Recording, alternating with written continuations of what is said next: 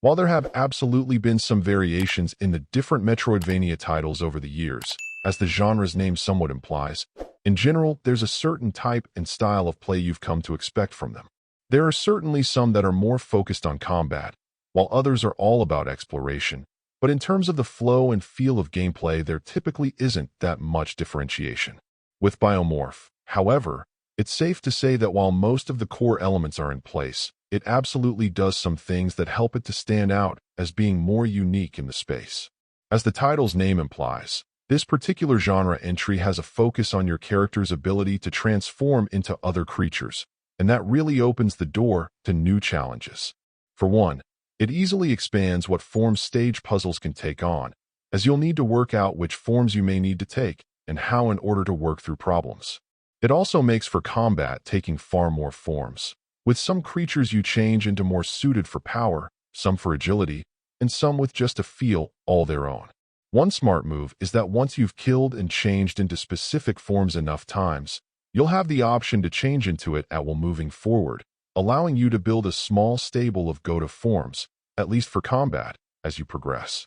Thankfully, your character's actual form will also acquire new skills of their own over the course of the adventure as well, making it worthwhile or necessary to continue to change between forms as the situation dictates. Where it falls down a bit is the fact that unfortunately, it doesn't feel like the game sufficiently makes use of this morphing mechanic over the course of its runtime. In particular, rather than pushing the player to combine the abilities of a few different creatures in order to work through tougher puzzle challenges, solutions tend to be more one-note. Forcing people to flex their transformative power more thoroughly and thoughtfully could have really taken play to another level. But most of the time, your different forms are ultimately more handy, just for tackling combat instead. Regardless of some potential missed opportunities, BIOMORPH still plays out in a satisfying manner, marrying well-executed controls with a cool concept, setting itself apart from its peers nicely. I would hope that if a sequel is made that it more thoroughly explores how people could continue to tap into their different forms in ways that feel more strategic and geared towards puzzle solving and exploration, taking a good idea and helping to refine it into something great.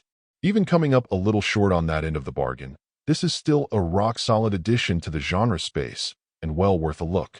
Overall, my final score for the game ended up being a 8.3.